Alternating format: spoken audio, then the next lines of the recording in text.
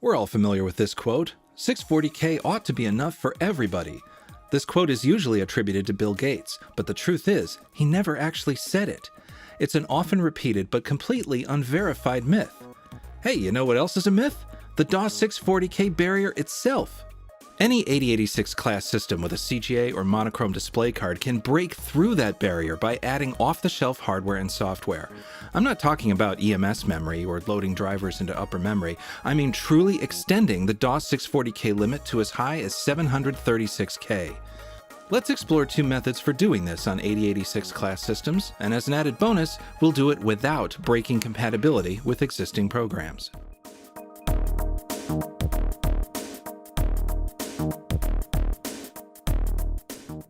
Before we begin, you may be asking, what are the benefits of extending DOS low memory past 640K?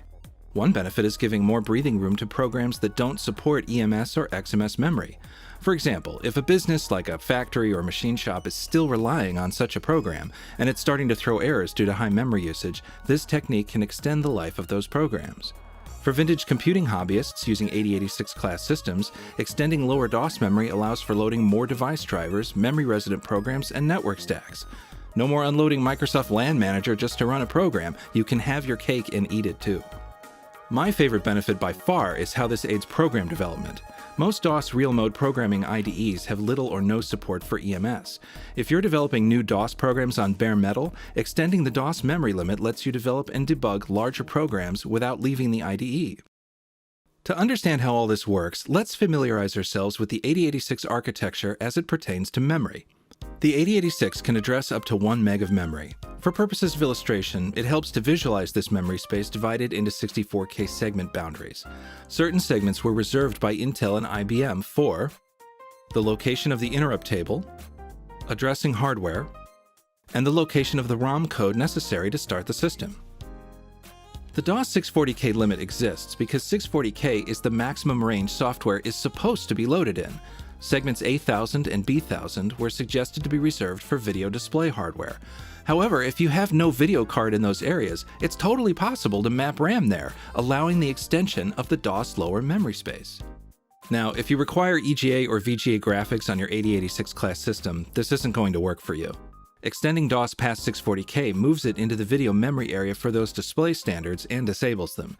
However, there is a partial workaround that I'll cover later in this video, so stick around even if you think this isn't for you. So, how do we map RAM into segment A1000 and beyond, and how do we tell DOS to use the extra space? To start, we'll need an EMS board capable of mapping memory pages anywhere. This means any EEMS 3.2 board and most EMS 4.0 boards from AST, Boca, and possibly others. Unfortunately, we cannot use the popular homebrew low-tech EMS board design because it isn't capable of mapping memory pages where we need them. We also can't use Intel EMS boards because their drivers adhere to their video location recommendations to the letter and simply refuse to map memory into A1000 where we need it. We also need software that can do several things. Tell the EMS board to put memory in segment A1000 and higher, and reconfigure DOS to use the extra memory. This involves some work, such as relocating data and rewriting the DOS memory chain to reflect the expansion, so we need special software for this. There are several old freeware and shareware packages that claim to do all this, with names like DOSmem, 704K, EEMRAM, The Last Byte, etc., but the only software that has ever worked 100% reliably for me is the old quarter-deck commercial product QRAM. QRAM does all of the above on 8086 and 286 systems, and can even continue mapping EMS memory pages into all of the unused areas above DOS, turning those areas into useful upper memory blocks. We interrupt this program to bring you a special report. What are upper memory blocks? Upper memory blocks are small memory areas outside of lower DOS RAM that can be used to load smaller code, like memory-resident programs or drivers. DOS can also directly use upper memory blocks to load portions of itself, such as files, buffers, or command com, outside of the lower memory area. Most DOS versions 5.0 or higher can do this, but if you're limited to a lower version, a shareware package from the 1990s called DOSMax can provide the same function. So, while upper memory blocks aren't required to extend DOS past 640K, they can help you free up even more RAM once you do, so it's worth configuring them and using them. Now, back to our program. So, how is all this supposed to work? How do we configure everything? As I explain the steps, let's follow along on my 8086 clone. The system uses only CGA graphics, allowing for the highest possible extension. First, physically install a compatible EMS board, load its driver, and run its diagnostic software to ensure the board is working. It's important to verify it can map memory into segment A1000, so run the EMS info program from the EEM RAM package to check this. By the way, before you panic, all software mentioned in this video is provided via a link in the video's description. Next, install QRAM, which is straightforward. After installation, it tries to run an optimization program. Disregard this for now. At this stage, reboot. When DOS loads, QRAM should display that it has mapped conventional RAM into the A1000 segment. At the DOS prompt, check the memory for a pleasant surprise. Holy mackerel! Not only do we have more than 640K available, we have more than 640K free! This is the majority of the improvement. If you stop here, you can be proud of yourself for sticking it to Microsoft. But if you're willing to do a few additional things, you can get even more low DOS RAM free on your 8086. Let's cover those steps now. To maximize the use of this new larger space, we can reconfigure DOS itself with the help of some options and some software.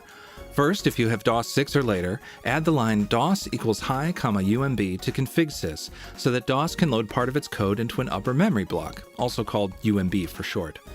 Then load DOSMax to move additional DOS memory structures out of the way, also into UMBs. This should free up a little bit more space. Finally, use either DOS load high or QRAM load high commands to load device drivers and memory resident programs into UMBs.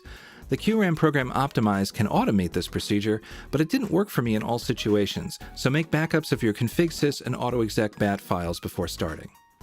So this works great for a supported EMS board, but what if you don't have one of those?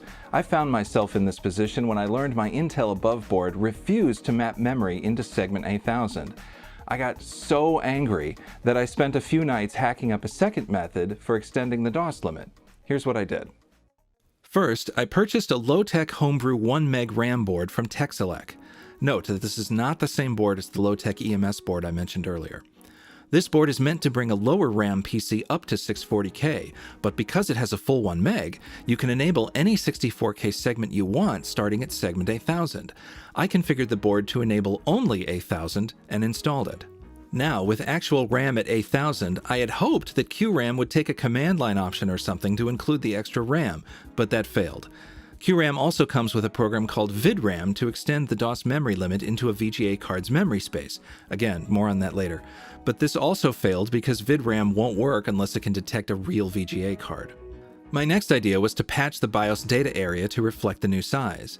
The BIOS data area is an area of memory updated by the ROM BIOS power on self-test and contains system information such as the size of RAM and how many serial and parallel ports there are. This is what DOS looks at when determining memory size when DOS boots. Patching that value and doing a warm reboot should have worked, but for some reason it just locked up my system. I realized that the only way this was going to work is if that memory size value in the BIOS data area was set to the new size before DOS even loaded. One way I could have done this is rewrite the ROM BIOS to check for more memory past 640K during the power on self-test, but then I'd have to swap chips every time I changed the configuration. So instead, I chose to do this in software by patching the boot sector. The boot sector is a tiny part of DOS that loads the first portion of DOS into memory and then executes it. By patching the boot sector to update that memory size variable and then load DOS, DOS will see the larger size every time it loads. So how do we do this? Here's the basic idea for patching the code. The boot sector starts with a jump to code. We record that jump location for later. Then we rewrite the jump to go to our patch code instead. Our patch updates the memory size variable, then jumps to the original location we recorded earlier. That's a lot of work to do manually, so I wrote a program to do all that for me. For a place to hold the patch, the program finds the longest error message string in the boot sector, terminates the string early, and puts the patch right after it. This worked perfectly, and I didn't even have to load any software for DOS to see the extra RAM. If I ever need to reverse this process, all I need to do is run sys::c: from a bootable disk to write a stock boot sector back to the hard drive. After getting this far, you probably have some questions, so let's tackle them. Is there any way to get more than 736K free? Yes, but it requires a 386 or higher and special software called Memory Commander. Because video memory would get in the way of doing this, Memory Commander uses the virtualization features of the 386 and higher to relocate it, and then tries to deal with programs that write directly to the old memory location. While it's technically possible, it's not very practical. But if you want to brag that your 386 has 920K free, Memory Commander is the only way to do it. The only situation I can think of that might benefit from this is software that doesn't write directly to video memory, such as running a BBS. Is there any way I can expand low DOS memory if I have an EGA or VGA card?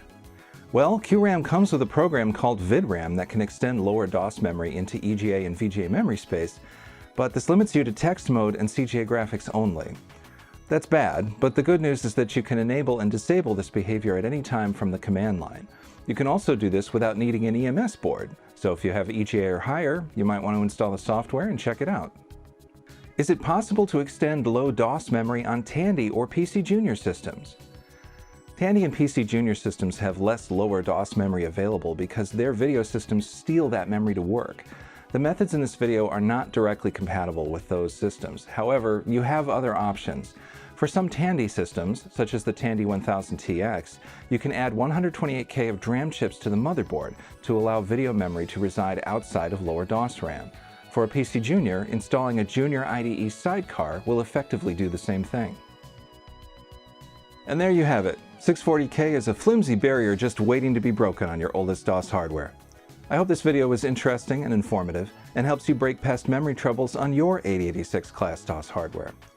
Speaking of which, this video was a part of DOScember, a collaborative effort between YouTube creators to make DOS-related videos in the month of December. If you'd like more DOS-related videos, see the playlist in the description to check out many other DOScember participants.